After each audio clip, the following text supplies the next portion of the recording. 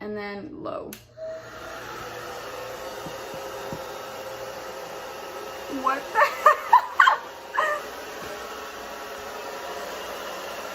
This is so funny.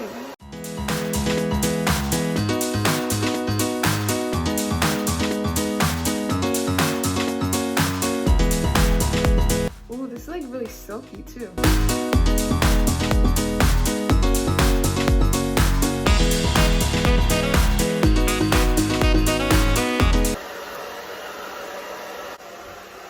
Basically, this is what my hair looks like. It was super muggy outside. It was super gross, and my hair doesn't look frizzy at all.